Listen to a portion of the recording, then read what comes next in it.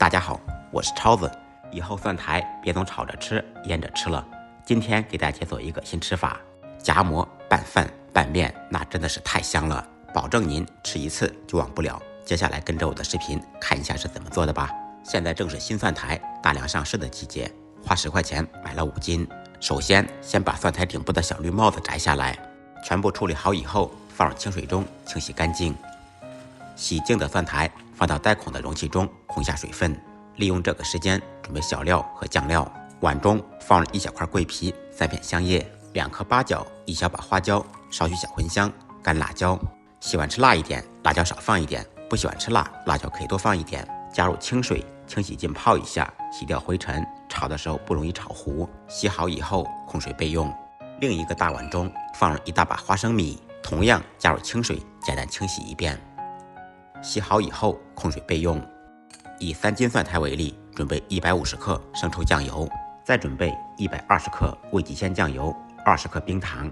材料就这些，全部备好。接下来开始制作。起锅，锅中放入200克花生油或者大豆油，油微热以后，先放入准备好的香料，在锅中炸出香味。开中小火炸至，把香料炸至微微变色。随后放入刚才准备好的花生米，继续开中火炸，同样把花生米炸至微微变色。把花生米的水分炸干，炸至锅中不再有噼里啪啦的声音即可。随后往锅中倒入刚才准备好的2种酱油和冰糖。这时候改开大火，把酱油烹出香味。当锅中酱油沸腾以后，再煮1分钟，把香味全部煮出来。这时候香味已经布满了整个厨房。然后把准备好的蒜苔直接放入锅中，开大火把蒜苔煮软，再翻个面。在这里跟大家说一下，因为蒜苔需要煮制，所以洗好以后没必要把水分彻底控干，蒜苔洗净即可。当蒜苔全部融入到锅中以后，盖上盖子，开最小火焖1个半小时。期间如果您感觉寂寞，可以翻个面。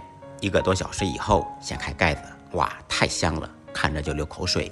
这个时候再改开大火烧5分钟，把汤汁烧稠一点，这样香味更加浓郁。在这里偷偷的告诉大家，豆角也可以这样做，而且也非常好吃。